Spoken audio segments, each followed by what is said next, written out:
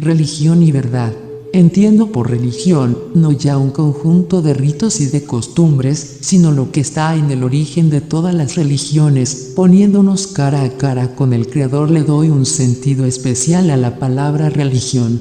Su significado supera el marco del hinduismo, aunque esto no me impide ni mucho menos estimar esta religión más que a todas las otras. Se trata más exactamente aquí de la religión que trasciende al hinduismo, es ella la que nos transforma y nos ata de una manera indisoluble a la verdad que se encuentra en nosotros y que purifica todas las cosas. Esa realidad, indeleble e interior al hombre, es la que nos exige sacrificios, que nunca serán demasiados, por encontrar su expresión más completa. El alma no ha de cejar hasta el día en que esa fuerza adquiera plena conciencia de sí misma, de su Creador y del verdadero vínculo que les une a los dos. Yo no he visto a Dios ni lo conozco. He hecho mía la fe que el mundo tiene en Él. Esa fe está tan arraigada dentro de mí que me parece tan cierta como una experiencia directa. Sin embargo, pudiera ser que deformase la verdad si describiese la fe como una experiencia. Si es así, digamos más bien que no dispongo de ninguna palabra para caracterizar mi creencia en Dios. Una fuerza misteriosa e inefable penetra todo cuanto existe. Yo la siento, aunque no la vea. Esa fuerza invisible se hace sentir, a pesar de la imposibilidad en que me encuentro de probar su existencia, dada su diferencia de todo cuanto mis sentidos pueden percibir. Aunque Dios trascienda toda realidad sensible, se puede, hasta cierto punto, saber por la razón que Él existe mientras que a mi alrededor todo cambia y todo muere. Percibo vagamente, bajo esas apariencias cambiantes, una fuerza de vida que permanece inmutable y sostiene a todos los seres. Creados por ella, se disuelven luego en ella para ser creados de nuevo. Esa fuerza, ese espíritu que informa a todas las cosas, no es nada más que Dios. Y como nuestros sentidos no nos muestran nada subsistente, deduzco de ello que solamente lo es Dios. Esta fuerza es benévola o es malévola. Para mí no cabe duda, es profundamente benévola. Porque la vida sigue palpitando en el corazón mismo de la muerte, la verdad irradia a pesar de la mentira que la rodea y la luz brilla en medio de las tinieblas. De aquí deduzco que Dios es vida, verdad y luz. Es amor, es el Dios supremo. Por otra parte, sé que nunca conoceré a Dios si me niego a luchar contra el mal, llegando en este combate hasta el sacrificio de mi vida. Mi humilde experiencia, con todas sus limitaciones, me robustece en esta en compañía. Cuanto más me esfuerce en ser puro, más cerca me sentiré de Dios. ¿Y cuál no será esta proximidad cuando mi fe no se reduzca, como hoy todavía, a una simple justificación, sino que se haga tan inconmovible como el Himalaya y tan resplandeciente como la nieve que corona sus picos? Esta creencia en Dios tiene que apoyarse en la fe que trasciende a la razón. Hasta para llegar a eso que se llama la realización, se necesita en la base el apoyo de la fe. Lo pide la naturaleza misma de las cosas. ¿Quién es capaz de traspasar los límites de su ser? Estoy convencido de que es imposible llegar a una realización perfecta mientras estamos en este cuerpo. Pero de todos modos, esto no es necesario. Basta con tener una fe viva e inquebrantable para alcanzar las más altas cimas que sean accesibles a nuestra naturaleza. Dios no es exterior a nuestra envoltura de carne. Por consiguiente, cualquier prueba que se saque de fuera tendrá muy poco valor, si es que tiene alguno.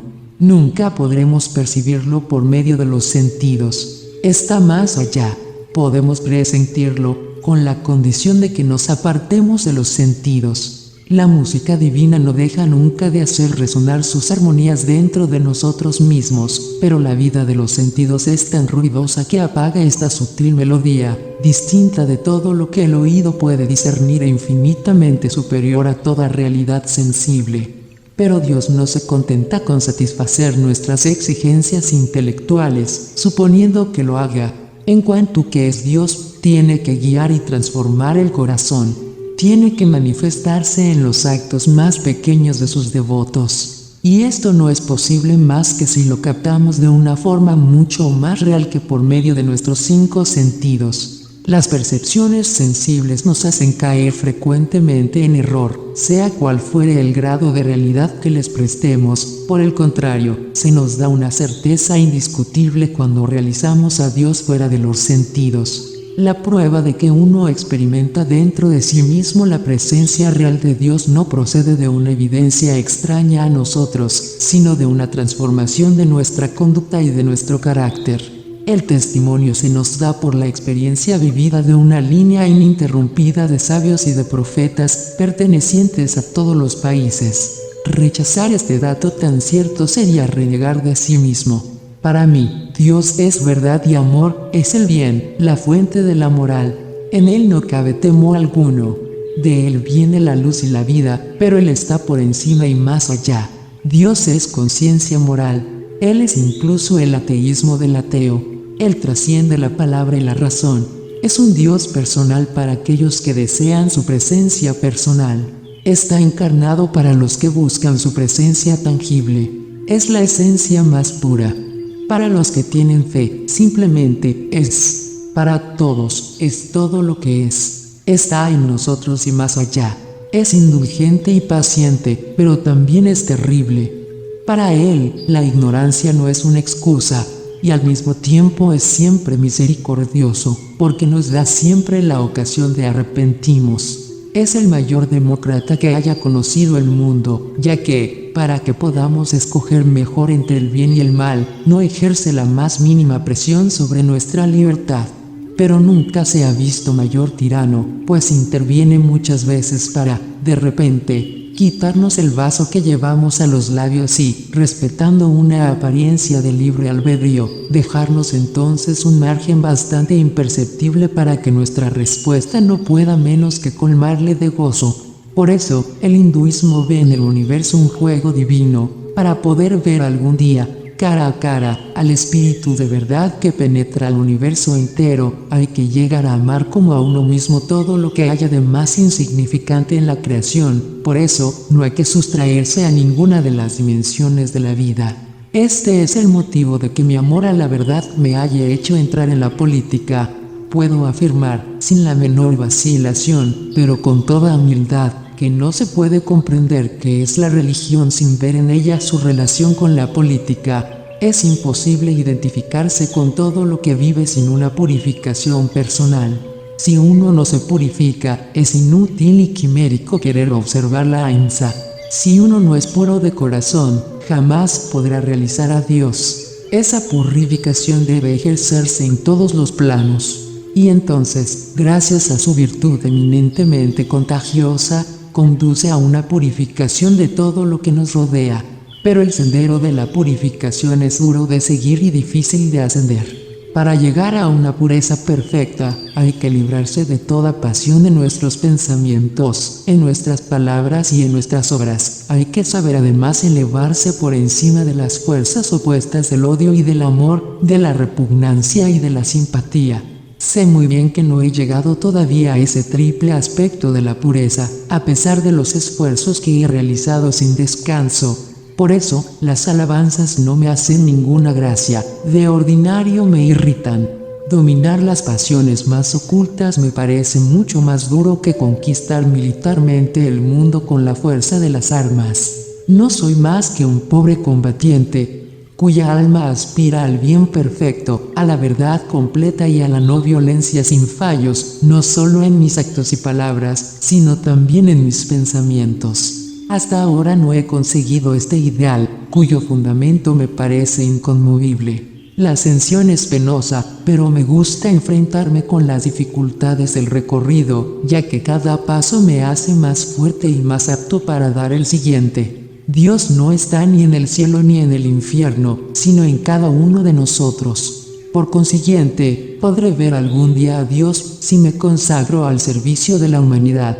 De hecho, la religión debería sellar cada una de nuestras acciones. No hay que ver en ello ningún sectarismo, sino la creencia de que el universo está gobernado por reglas morales. El que no podamos verlo con nuestros ojos, nada quita a su realidad. Esa religión trasciende al hinduismo, al islam, al cristianismo, etc. No lo sustituye. los armoniza entre sí y les confiere la realidad que les caracteriza. Las religiones representan caminos diferentes que convergen en un mismo punto. Poco importa que nuestros caminos no sean los mismos, con tal que alcancemos el mismo fin. La verdad es que hay tantas religiones como individuos. Si un hombre llega al corazón de su propia religión, se encuentra por eso mismo en el corazón de las demás religiones. Mientras existan diversas religiones, es fácil concebir que cada una quiera tener un conjunto de símbolos que la distinga de las otras.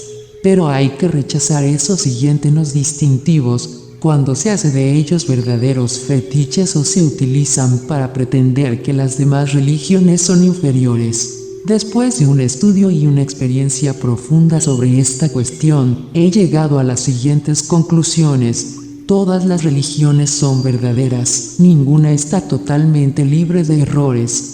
Todas las demás me son casi tan queridas como la mía, en la misma medida en que nuestro prójimo debería sernos tan querido como nuestros propios parientes. Siento tanta veneración por la fe de los demás como por la mía.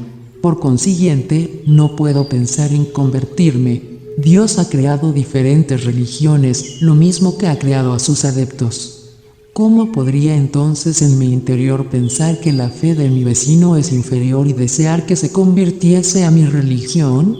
Si soy realmente un amigo leal, lo único que puedo hacer es rezar para desearle que viva perfectamente de acuerdo con su propia fe. En el reino de Dios hay diversas moradas, y todas ellas son santas. Que nadie tenga miedo de que se debilite su propia fe por entregarse a un estudio respetuoso de las demás religiones. La filosofía hindú ve fragmentos de verdad en todas las religiones y nos manda que las respetemos a todas. Es lógico que esto presupone que se tenga la misma actitud con nuestra propia religión. No es posible atentar contra ella, estudiando y admirando a las demás religiones. Se trataría, más bien, de extender a las otras religiones la consideración que uno siente por la suya. Mejor que acudir a las palabras, dejemos que nuestra vida hable por nosotros. Dios no llevó la cruz hace 1900 años, una vez para siempre. Todavía hoy, día tras día, muere y resucita. Sería muy pobre consuelo depender de un Dios histórico que murió hace 2000 años. Por tanto, no prediquéis al Dios de una época, sino al que vive hoy en vosotros. Desconfío de los que proclaman su fe a los demás, sobre todo cuando pretenden convertirlos. La fe no está hecha para ser predicada, sino para ser vivida. Entonces es cuando se propagará por sí misma. El conocimiento de las cosas de Dios no se encuentra en los libros. Pertenece al terreno de la experiencia vivida personalmente. Los libros son, todo lo más, una ayuda, a veces son un obstáculo. Estoy convencido de que todas las grandes religiones del mundo son fundamentalmente verdaderas. Son otros tantos dones que Dios nos ha hecho y que creo necesarios para aquellos a los que han sido reveladas. Creo igualmente que, si pudiéramos leer las escrituras de las diversas religiones, abrazando en cada ocasión los puntos de vista de sus adeptos respectivos, veríamos que son fundamentalmente idénticos y se completan de forma maravillosa. La creencia en un solo Dios es la piedra angular de todas las religiones. Pero no creo yo que algún día, prácticamente, todas ellas lleguen a ser una sola. Teóricamente, si Dios es uno, nada se opone a que haya una sola religión. Pero en la práctica no he encontrado nunca a dos personas que tengan una concepción idéntica de Dios. Por consiguiente, siempre habrá tantas religiones como temperamentos y variaciones climáticas. A mi juicio, todas las grandes religiones del mundo son verdaderas en diversos grados. Son más o menos verdaderas porque, al ser imperfectos los hombres, comunican sus insuficiencias a todo lo que tocan. La perfección es un atributo que pertenece exclusivamente a Dios. No es posible describirla, es intraducible. Pero estoy convencido de que todo hombre puede llegar a ser perfecto, incluso tan perfecto como Dios. Todos hemos de aspirar a esta perfección, pero una vez alcanzado este estado bienaventurado, es imposible definirlo. Por consiguiente, Con toda humildad, he de reconocer que hasta los Vedas, el Corán y la Biblia, representan la palabra de Dios, pero de un modo imperfecto. Puesto que somos imperfectos, hundidos en todos los sentidos entre mil pasiones, nos es imposible comprender perfectamente la palabra de Dios, incluso bajo esa forma incompleta con que se nos ha dado a conocer. No creo que los Vedas hayan sido los únicos textos que Dios ha inspirado. Estoy seguro de que esa misma inspiración divina se encuentra también en la Biblia, en el Corán y en el Zend-Avesta.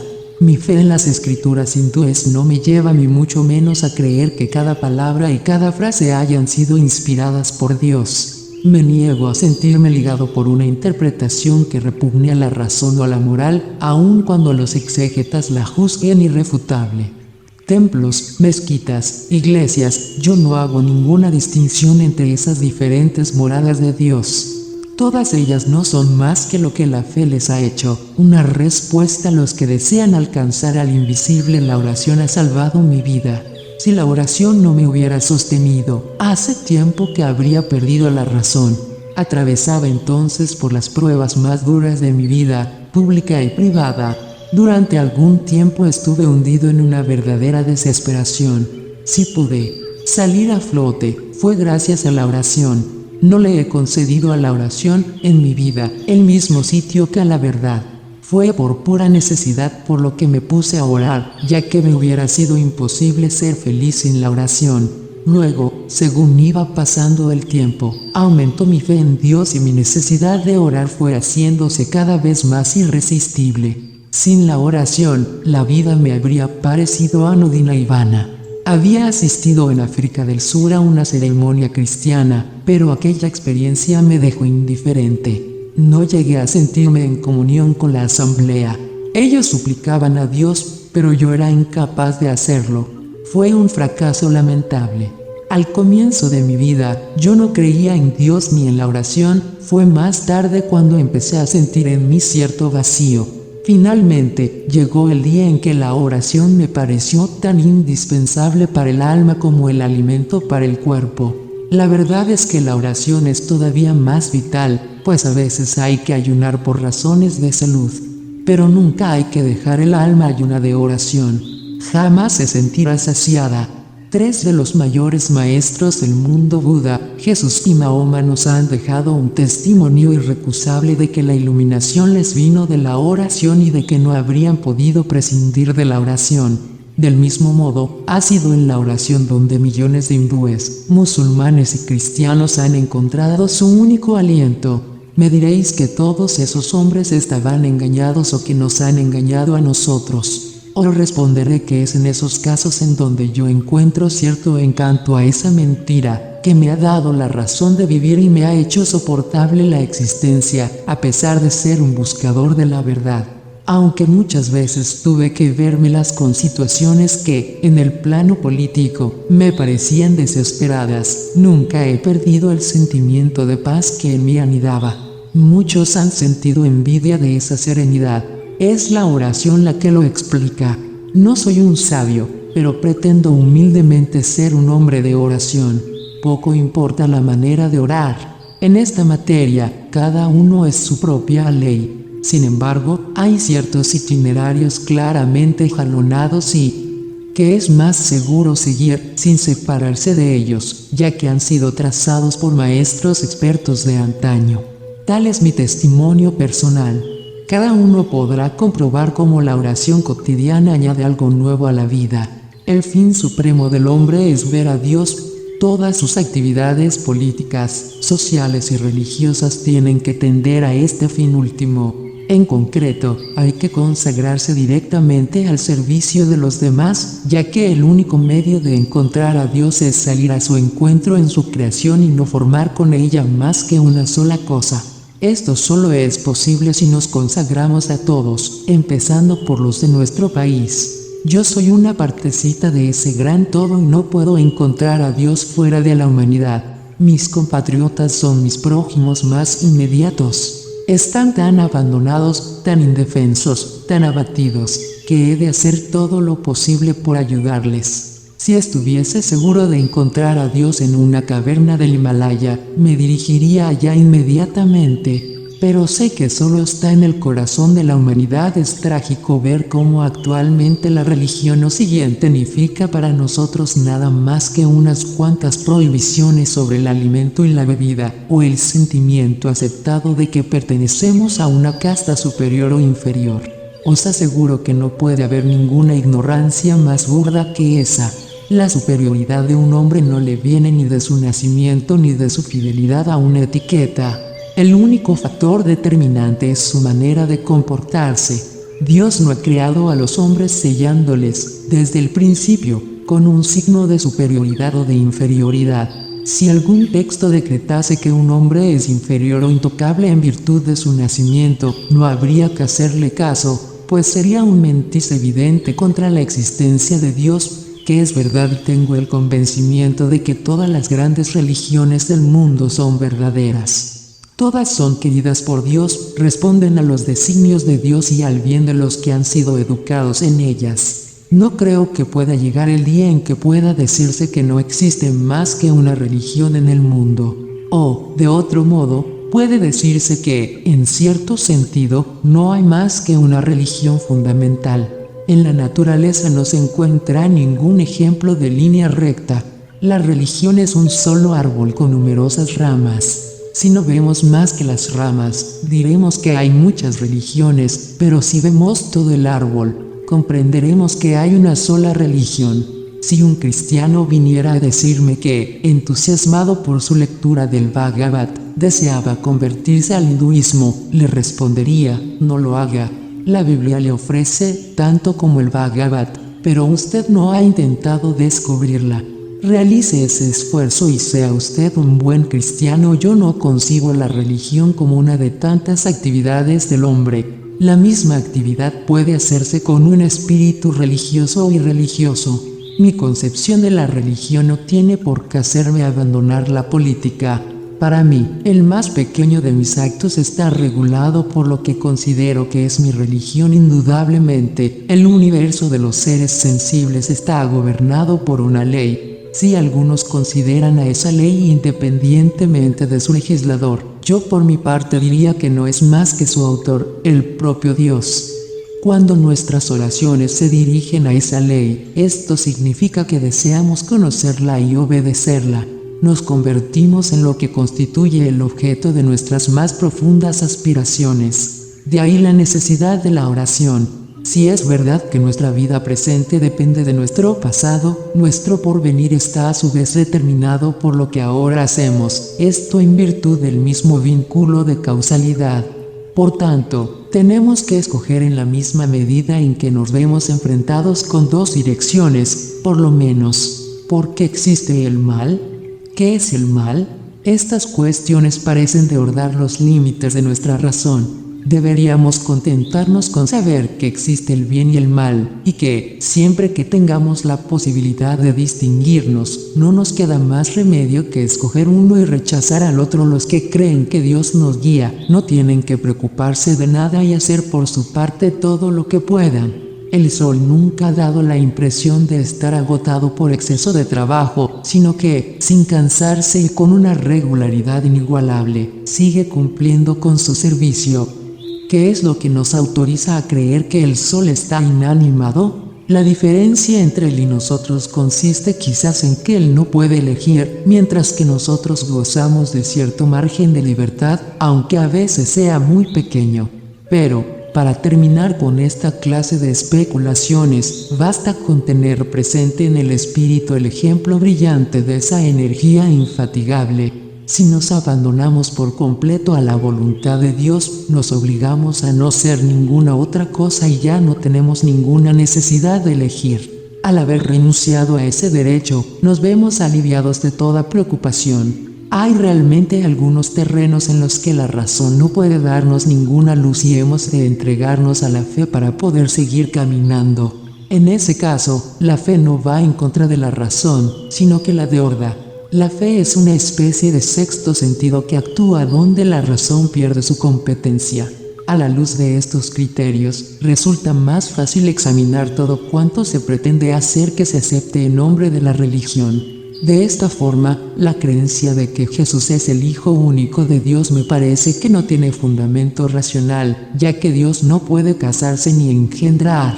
La palabra hijo tiene que tener aquí un sentido figurado.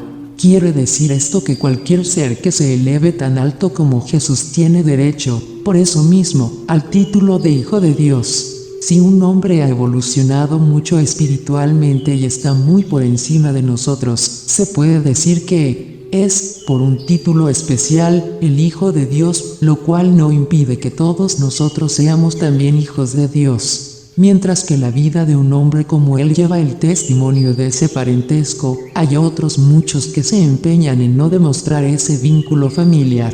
Dios no es una persona, es la fuerza misma, la esencia de la vida, conciencia pura y sin alteración. Es eterno. Sin embargo, es curioso cómo algunos son incapaces de recibir de esta presencia viva y omnipresente todo el provecho y la ayuda que irradian de ella. La electricidad es una fuerza poderosa, pero no todos pueden gozar de ella. Solo se puede producir según ciertas leyes. Esa fuerza carece de vida. Para utilizarla, hay que llegar a conocer sus leyes, lo cual supone un trabajo considerable. Del mismo modo, para descubrir esa fuerza viva que llamamos Dios, conviene conocer y seguir su ley, que nos permite descubrirle en nosotros. Para buscar a Dios no hay necesidad de organizar peregrinaciones, de encender lámparas, de quemar incienso o de besar la imagen de la divinidad. Él está en el fondo de nuestros corazones. Si pudiéramos suprimir en nosotros toda conciencia del cuerpo, lo veríamos entonces cara a cara. No es posible ninguna investigación sin hipótesis de trabajo, si no, sería imposible encontrar nada. Desde siempre, la hipótesis comúnmente admitida, incluso por los insensatos, es que, si existimos, existe Dios. Si Dios no existiese, tampoco nosotros existiríamos. Y como la creencia en Dios es tan antigua como la humanidad, la existencia de Dios tiene que ser tratada como un hecho establecido todavía con mayor solidez que la existencia del Sol. Esta fe viva ha resuelto un gran número de enigmas de la vida. Nuestra miseria se ha visto aliviada y nuestra vida ha recibido aliento. En fin, esa fe es nuestro único consuelo ante la muerte. Esa creencia es la que da todo su valor y todo su interés a nuestra búsqueda de la verdad. Esta búsqueda equivale por otra parte a querer descubrir a Dios, ya que la verdad no es otra cosa que Él. Dios es, porque la verdad es. Si emprendemos esta búsqueda, es porque estamos convencidos de que hay una verdad y que es posible descubrirle al final de muchos esfuerzos y gracias a la aplicación escrupulosa de principios bien conocidos y 1000 veces experimentados. No hay ningún ejemplo en la historia de que hayan acabado en un fracaso los esfuerzos orientados en este sentido. Hasta los ateos que aseguran que no creen en Dios han creído en la existencia de la verdad. Lo único que han hecho ha sido realizar un juego de manos, que consiste en darle a Dios no ya un nombre nuevo, sino un nombre distinto. Sus nombres son legión. El más noble de todos es el de verdad. Y lo que se dice de Dios puede también decirse, aunque en un grado menor, de la afirmación de que hay algo de verdad en la base de los principios morales más importantes. De hecho, la creencia en Dios o en la verdad lleva consigo la existencia de esos principios. Si prescindimos de ellos, nuestro fracaso acabará en una miseria infinita. No convendría atribuir a una falta de fe las dificultades que se sienten en poner la fe en práctica. También las expediciones para conquistar una cima del Himalaya presentan ciertas condiciones requeridas para alcanzar el éxito. La dificultad que hay en cumplir con esas condiciones no hace ni mucho menos imposible la expedición. Lo único que hace es darle interés y emoción a la búsqueda. En comparación, toda expedición en busca de Dios o de la verdad es mucho más emocionante todavía. Si no hay nada que estimule nuestro entusiasmo, es porque la fe no tiene fuerza suficiente. Creemos que lo que los ojos nos muestran es más real que la misma realidad. Sabemos que las apariencias engañan, pero les damos más importancia a esa nada. Ver la vanidad de las cosas vanas es haber recorrido ya la mitad del camino, estamos ya un poco menos lejos de la verdad que se busca o de Dios. Si no nos despegamos de todas esas frivolidades, esa búsqueda maravillosa ya no se podrá emprender. ¿Tendremos entonces que considerarla como definitivamente perdida? Hay innumerables definiciones de Dios porque sus manifestaciones son ilimitadas. Todas ellas me llenan de admiración y de miedo, a veces, por un instante, me dejan anonadado. Pero yo no adoro a Dios más que bajo su aspecto de verdad. No lo he encontrado todavía, pero mi búsqueda sigue adelante. Para llegar a Él, estoy dispuesto a sacrificar lo más querido. Si hubiera que sacrificar mi vida, creo que estaría dispuesto a ello. Pero mientras no haya descubierto la verdad absoluta, tendré que seguir siendo fiel a la verdad relativa, tal como se me presenta. Más de una vez, en el curso de esta escalada, se me ha concedido tener algunos débiles destellos de la verdad absoluta, esto es, de Dios. Cada vez estoy más convencido de que solo Él es real, y que todo lo demás carece de realidad. Ojalá puedan darse cuenta algunos de la fuerza con que se ha apoderado de mí esta convicción. Ojalá puedan participar de mis experiencias y compartir mi certeza. Tengo buenas razones para afirmar que un niño puede llegar a hacer lo mismo que yo. Los instrumentos que permiten acercarse a la verdad resultan de un manejo muy simple, pero que a algunos puede parecer complicado. Una persona arrogante puede ser que nunca llegue a aprenderlo, mientras que para un niño inocente será cosa de juego. Hay que ser más humilde que el polvo para merecer la verdad. Si poseyéramos la visión plena de la verdad, ya no buscaríamos a Dios, sino que seríamos una sola cosa con Él, porque la verdad es Dios. Hasta conseguirlo, seremos imperfectos. Por eso, la religión, tal como la concebimos, tiene que ser también imperfecta. Por consiguiente, está sujeta a evolución. Para comprender perfectamente lo que es la religión, habría que haber visto a Dios cara a cara. Si por este motivo las diferentes religiones ideadas por los hombres son imperfectas, no se trata de examinar sus méritos respectivos. Es cierto que todas manifiestan un aspecto de la verdad, pero el hecho de ser imperfectas las expone inevitablemente al error. El respeto que hemos de sentir por las demás religiones no tiene que disimular sus defectos. También nosotros hemos de ser plenamente conscientes de las lagunas de nuestra propia religión, no ya para sacar de allí un argumento que nos permita abandonarla, sino para poner remedio. Si mirásemos imparcialmente a todas las religiones, no solo no vacilaríamos en tomar de ellas todo lo que tienen de aceptable para enriquecer nuestra fe, sino que consideraríamos que nuestra obligación era precisamente esa. Lo mismo que un árbol tiene un solo tronco y numerosas ramas y hojas, también hay una sola religión verdadera y perfecta, pero diversificada en numerosas ramas por intervención de los hombres. La religión única está más allá de toda palabra. Sin embargo, no tenemos más remedio que acudir al lenguaje para dar cuenta de ella.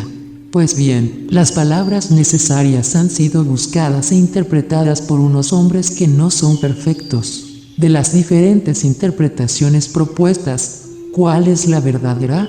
Cada uno tiene razón desde su propio punto de vista, pero es imposible que todo el mundo esté equivocado. De ahí la necesidad de ser tolerante, lo cual no significa ninguna indiferencia para con la propia religión, sino la obligación de comprenderla mejor y de amarla con un amor purificado.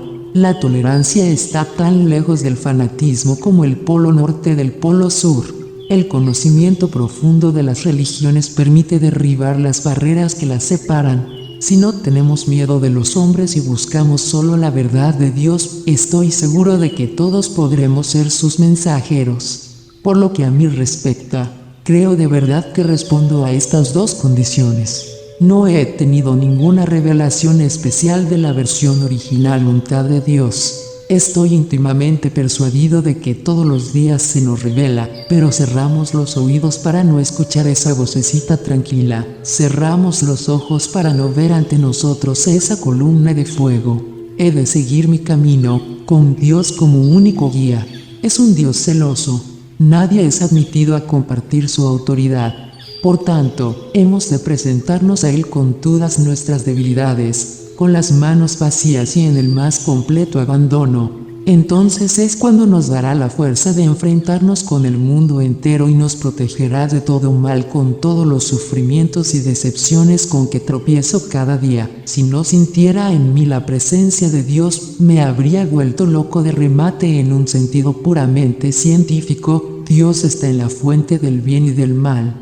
Dirige el puñal del asesino lo mismo que el bisturí del cirujano.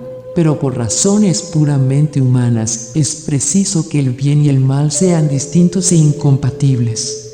Por tanto, Satanás se opone a Dios lo mismo que, en un plano simbólico, las tinieblas a la luz.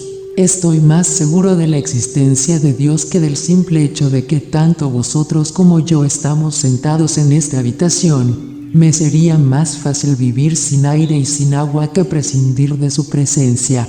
Seguiría viviendo si me arrancaran los ojos, pero moriría inmediatamente si llegaran a destruir mi fe en Dios. Llamad a esto superstición, si queréis, pero estad seguros de que, en ese caso, la superstición me sería sumamente querida.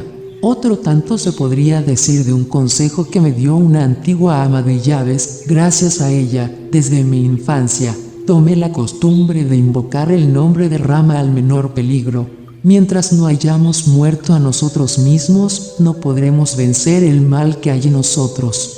Para merecer la única libertad que vale la pena, Dios exige de nosotros una renuncia total. Y cuando, de esta forma, un hombre se pierde completamente de vista, se encuentra inmediatamente al servicio de todo cuanto vive. Esa nueva vida se convierte para él en gozo y descanso. Se ha convertido en un hombre nuevo, que nunca se cansa de entregarse al servicio de Dios y de su creación. Hay momentos en la vida en que es menester actuar, aun cuando nuestros mejores amigos no puedan seguirnos.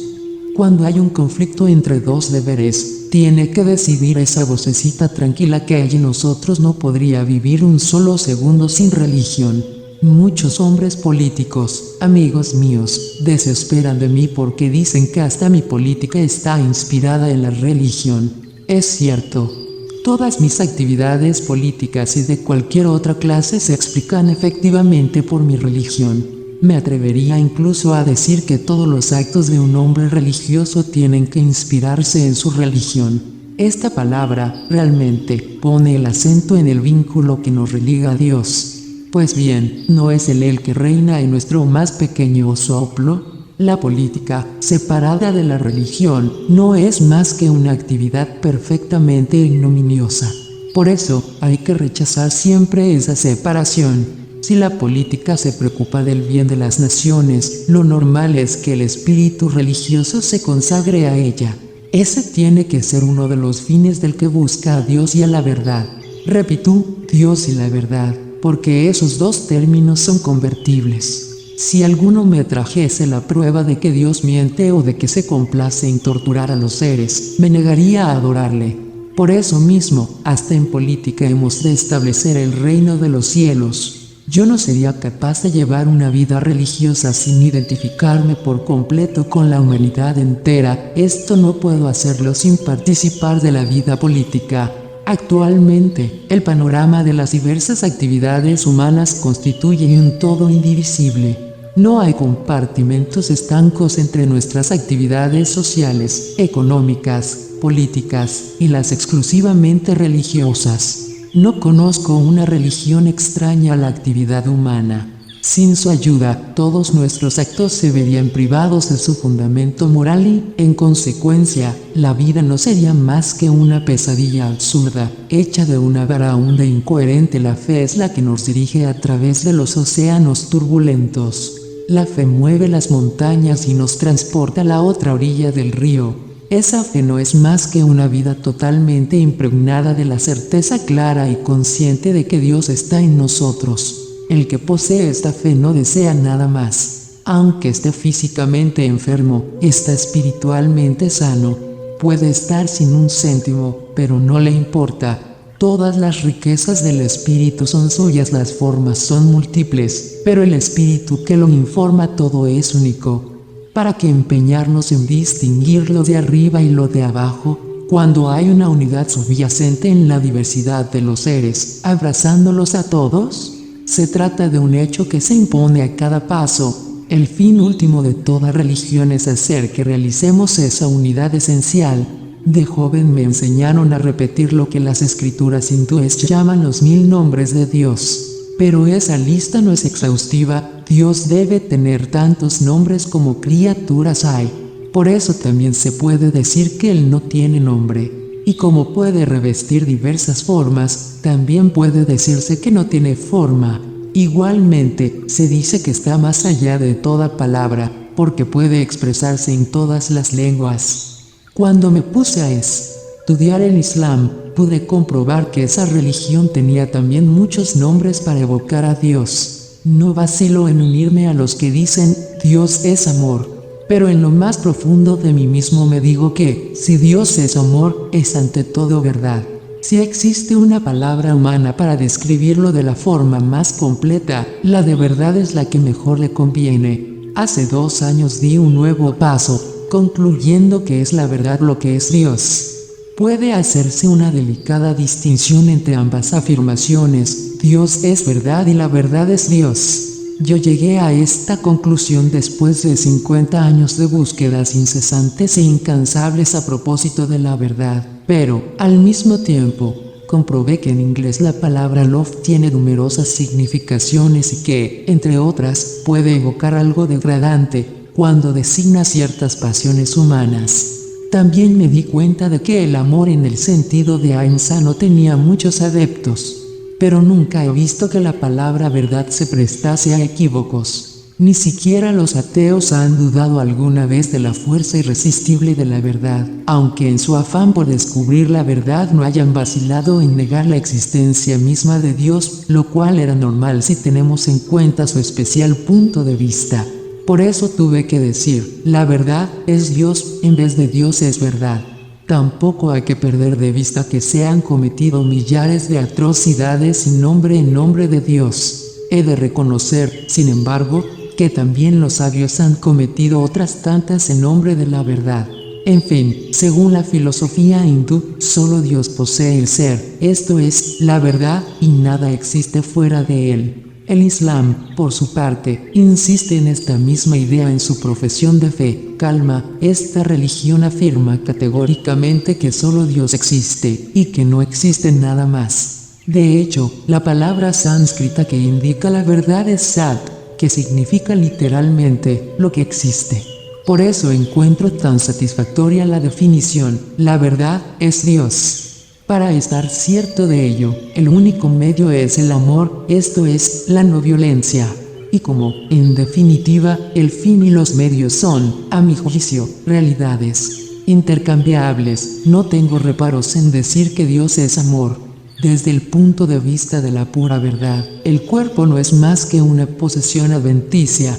Se dice con mucha razón que es el deseo de gozar lo que crea el cuerpo, para ponerlo a disposición del alma.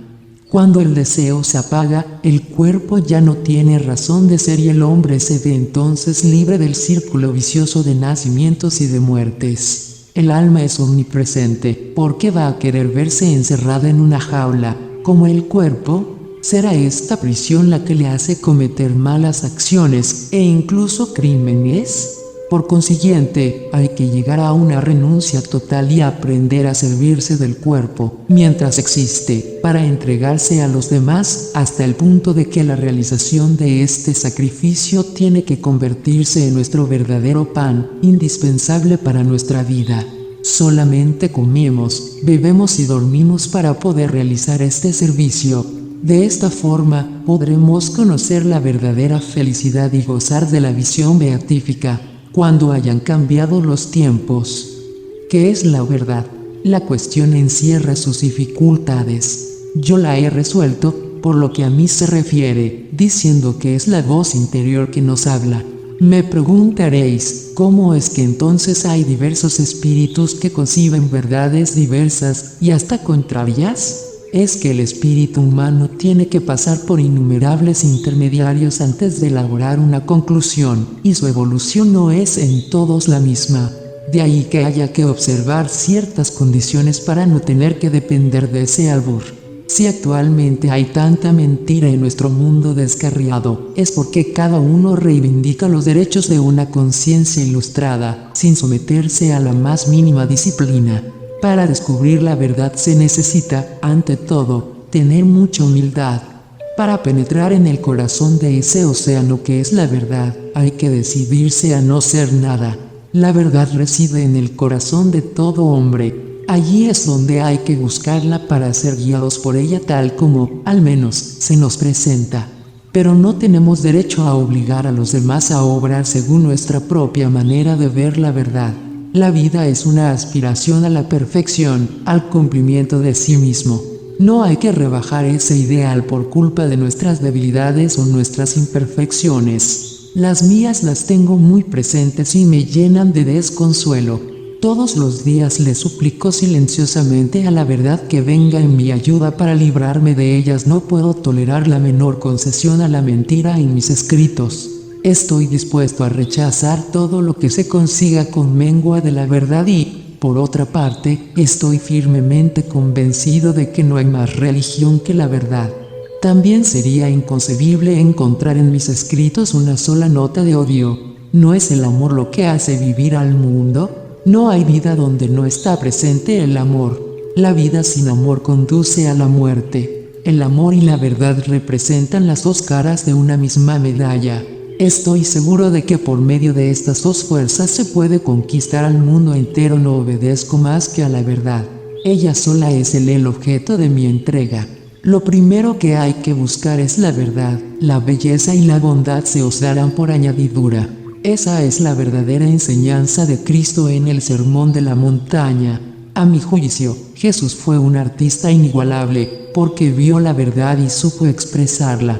Lo mismo ocurre con Mahoma. El Corán es la obra más perfecta de la literatura árabe, según dicen los especialistas.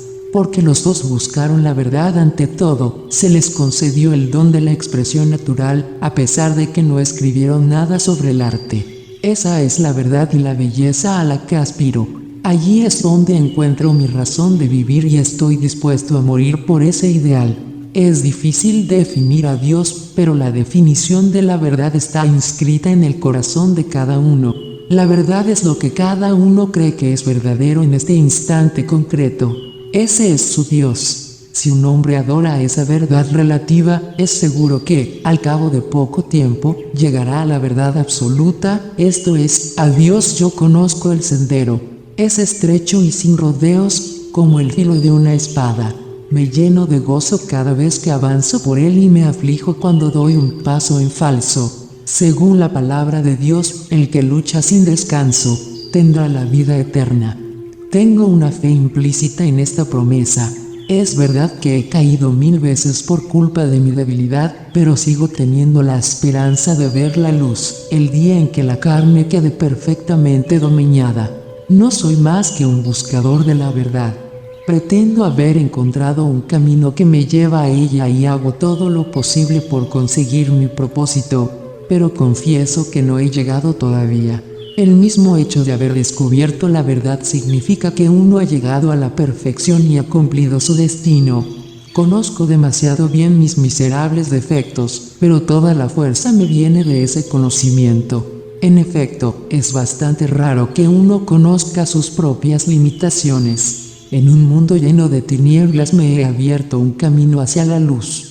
Con frecuencia me engaño y tengo errores de cálculo. Confío solamente en Dios y como creo en Él, me fío también de los hombres. Si no tuviese a Dios para poner en Él mi confianza, sería, como Timón, un hombre lleno de odio a sus semejantes. No soy un hombre de estado disfrazado de santo.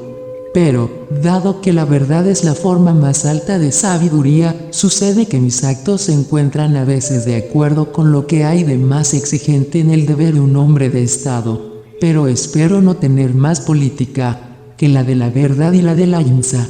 Incluso para asegurar la liberación de mi país y de mi religión, no aceptaría atentar en lo más mínimo contra la verdad y la ahimsa.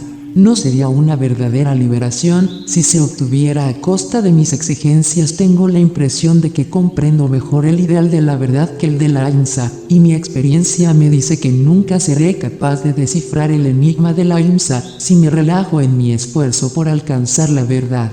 En otras palabras, puede ser que me falte el coraje para seguir la línea recta, porque, en el fondo, la verdad y la ahimsa no representan más que la misma cosa.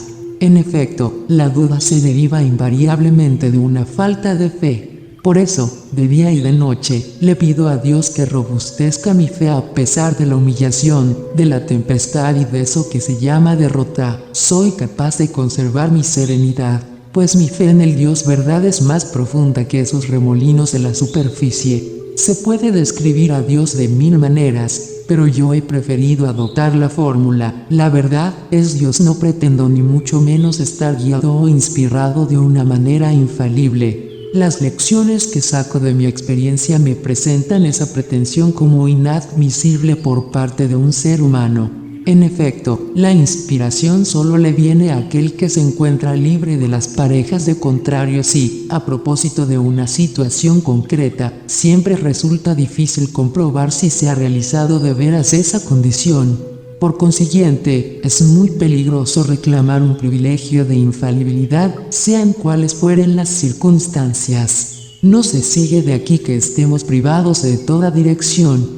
Tenemos a nuestra disposición, para los tiempos presentes y futuros, el tesoro que representa la experiencia secular de todos los sabios. Por otra parte, las verdades fundamentales no son muy numerosas, no hay más que una, y esta no es otra sino la verdad misma, llamada igualmente no violencia.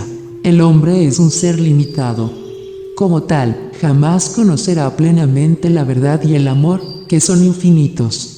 Pero tenemos el conocimiento suficiente de ellos para poder guiar nuestros pasos. En nuestros esfuerzos por avanzar puede ser que nos engañemos, y a veces muy seriamente. Pero el hombre es un ser que debe dirigirse a sí mismo. Esa autonomía supone que puede cometer errores y enmendarse de ellos, tal como lo hace con frecuencia. Puede ser que sea digno de desprecio, pero desde que la verdad se sirve de mí para expresarse, soy un ser invencible en toda mi vida. Nunca he sido culpable de decir algo que no pensaba. Por naturaleza voy derecho hacia el fin. Si a veces no llego, sé que pronto o tarde la verdad se dará a conocer por sí misma. Más de una vez lo he podido experimentar. Busco la verdad humildemente, pero con mucho ardor. Al mismo tiempo, tengo a mis compañeros de búsqueda al tanto de mis pasos más pequeños, de modo que puedo así conocer mejor mis errores y corregirlos. Confieso que me he engañado con frecuencia en mis opiniones y en mis juicios. Sin embargo, en cada ocasión, al aceptar volver sobre mis pasos, he logrado evitar todo daño irreparable. Por el contrario, la verdad que es inherente a la no violencia ha salido de allí más resplandeciente que nunca, y el país no ha tenido que sufrir ningún daño irreparable. En la verdad es donde yo veo a la belleza. Descubro la belleza a través de la verdad. Todo lo que es verdad, no ya solamente las ideas exactas, sino igualmente los rostros francos, los retratos fieles y los cantos más naturales son objetos de belleza, incluso a veces de gran belleza. Son muy pocos los que saben discernir la belleza que emana de la verdad. El hombre ordinario se aparta de ella y no puede reconocerla.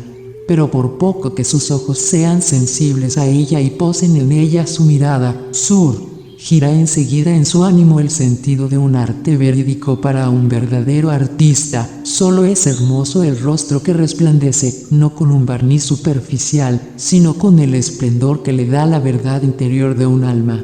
No hay belleza fuera de la verdad. Sin embargo, la verdad puede muy bien expresarse a través de formas aparentemente desprovistas de toda belleza. Se dice de Sócrates que era el hombre más veraz de su época, pero que tenía una fealdad inigualable. A mí me parece que sería bello, ya que durante toda su vida se esforzó en encontrar la verdad. Por otra parte, Fidias era una artista habituado a captar la belleza exterior de las cosas. Esto no le impidió apreciar la belleza totalmente interior de Sócrates, porque la verdad moraba en él, pero mientras estemos metidos en este esqueleto, nos será imposible captar perfectamente la verdad. Solo nuestra imaginación puede permitirnos anticipar este momento. El instrumento efímero que es nuestro cuerpo nos impide ver cara a cara la verdad, que es eterna. Por eso, todo depende en definitiva de nuestra fe. No presumo ni mucho menos de que haya en mí algo de divino que no tenga cualquier otra criatura. No tengo ningún don de profecía. No soy más que un pobre hombre que se afana en descubrir la verdad. Ningún sacrificio me parecerá demasiado grande para ver a Dios cara a cara. Todas mis actividades, sociales, políticas, humanitarias o morales, convergen en esta dirección, sabiendo que a Dios se le encuentra con mayor frecuencia en la más humilde de sus criaturas que en los más poderosos y más elevados en dignidad. Me esfuerzo en compartir la condición de las primeras, y esto no puedo hacerlo más que poniéndome a su servicio, y como ir en ayuda de las clases menos favorecidas si no es por medio de la política. Por consiguiente, no soy más que el humilde servidor de la India y, por tanto, de la humanidad entera. Lejos de ser un maestro, tengo que luchar sin regateos para no cometer errores. No hay religión más elevada que la verdad y la rectitud. La verdadera moral es inseparable de la verdadera religión. Esta es aquella lo que el agua a la simiente oculta en la tierra. Rechazo toda doctrina religiosa que no esté en consonancia con la razón y que se oponga a la moral. Tolero un sentimiento religioso que no sea razonable, con la condición de que no tenga nada de inmoral. Apenas se pierde el punto de apoyo constituido por la moral, se deja de ser religioso. Una religión que prescindiera de las exigencias de la moral es completamente inconcebible. Es imposible, por ejemplo, tener a Dios a nuestro lado siendo mentirosos, crueles o impuros. Se pueden distribuir en dos categorías nuestros deseos y nuestros motivos de obrar, o son egoístas o altruistas. Los deseos egoístas son inmorales, mientras que el deseo de ser mejores para hacer bien a los demás es verdaderamente moral.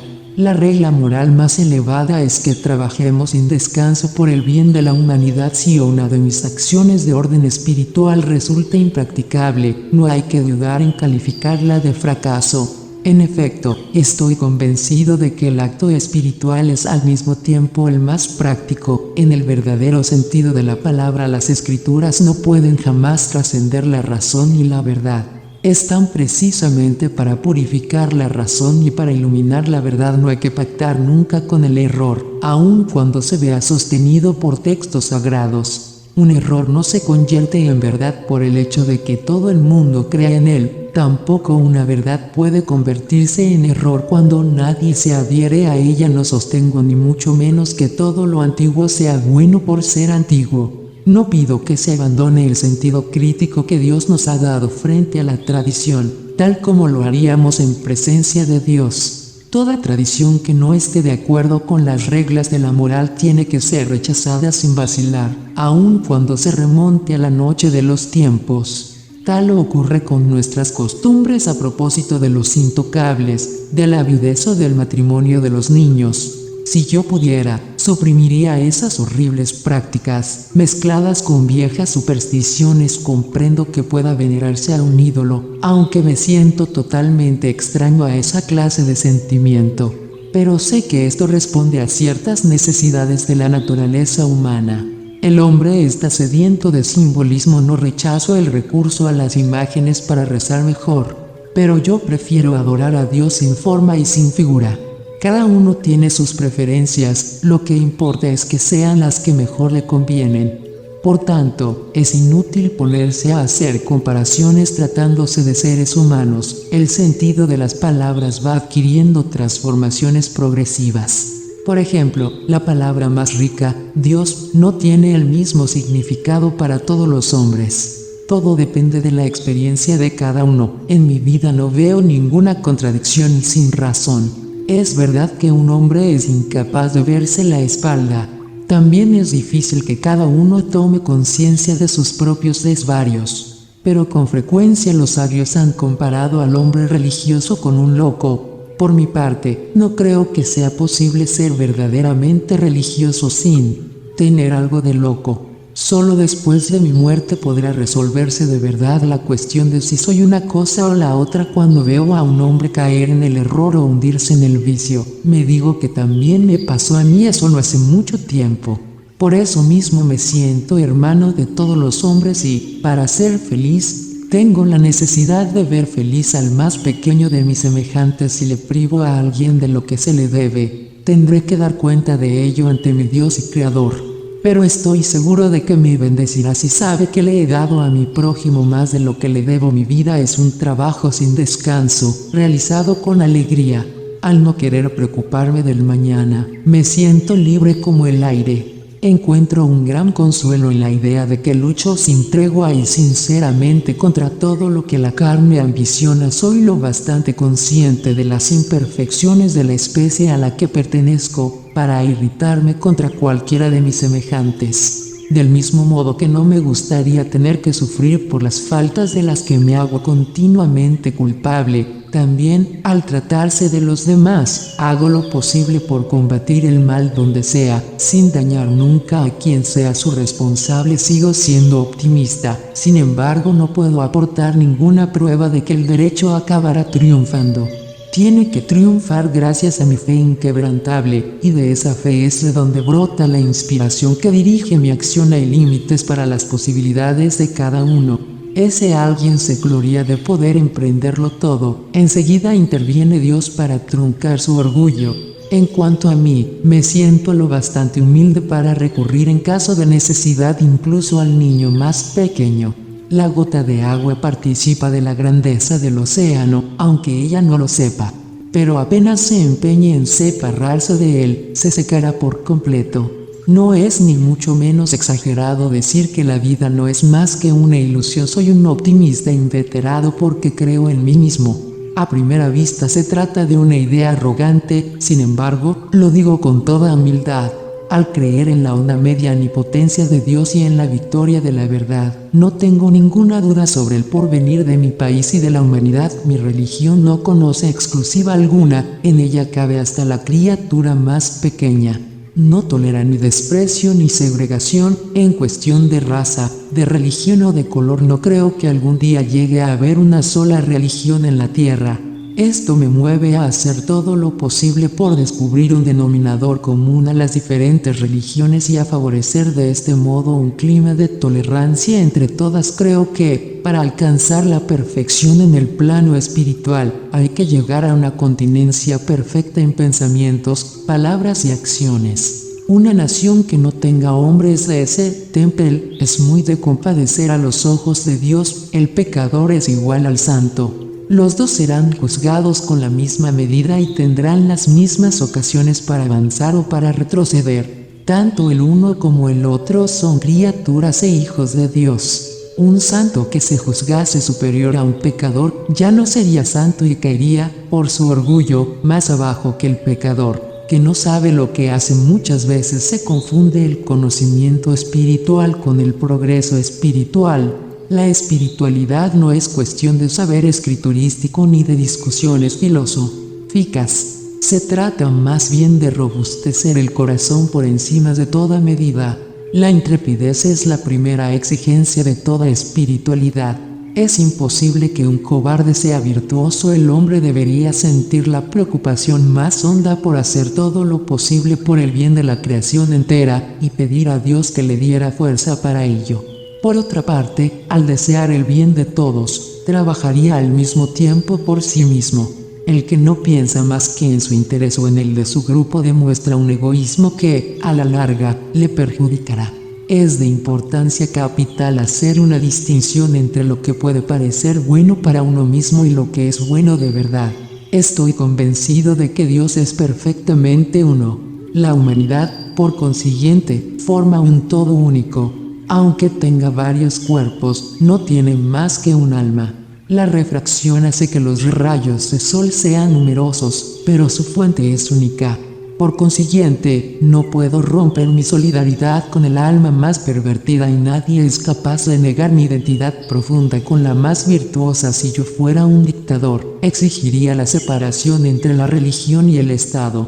Mi razón de vivir procede de la religión. Por ella,